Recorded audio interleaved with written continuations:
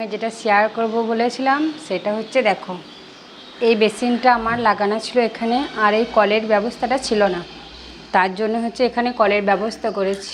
তো দেখো এই ট্যাঙ্কির ভেতরে জল তুলে নিয়েছি, তাই এখান থেকে কল সিস্টেম করে নিয়েছি, কারণ পার্লারে প্রচুর জলের অসুবিধা হচ্ছিল, কাজ করতে পারছিলাম না, তাই জন্য এই ব্যবস্থাটা করেছি। কেমন হয়েছে বলো। আর মোটর বসাবো ভেবেছিলাম, কিন্তু এখন বসাতে পারিনি, কারণ টাকা পয়সার এখন একটু অসুবিধা, তাই জন্য এটা করেছি। এটা কেমন হয়েছে তোমরা জানিও। পরে আবার 1 বছর পর হয়তো মোটর বসিয়ে নেবো, তখন এটা হাঁটিয়ে দেবো। আর এখানে তোমরা দেখেছিলে যে প্লাউড ছিল, তো এই প্লাউডটা সরিয়ে দেখো এখানে কাঁচটা লাগিয়ে দিয়েছি, এইখানটা লাগিয়ে দিয়েছি কাঁচটা পিছনটায়।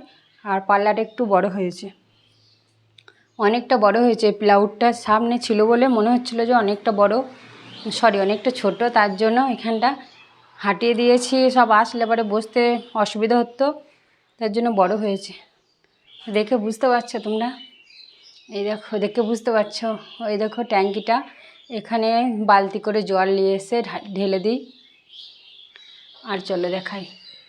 আর এইখানে যে গার্ডটা ছিল, এই গার্ডটা এইদিকে করে নিয়েছি, অল্প ছোট্টর মধ্যে করেছি। এইখানটা যখন ড্রেস চেঞ্জ করবে তার জন্য এটা করে দিয়েছি। এইখানটা একটা পর্দার ব্যবস্থা করেছি। তাই কাজটা কেমন হয়েছে জানিও,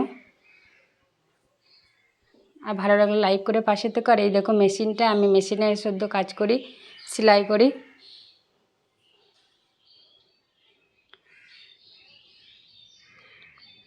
আর এই দেখো হেয়ার স্পা মেশিনটা, তো কেমন হয়েছে জানিও।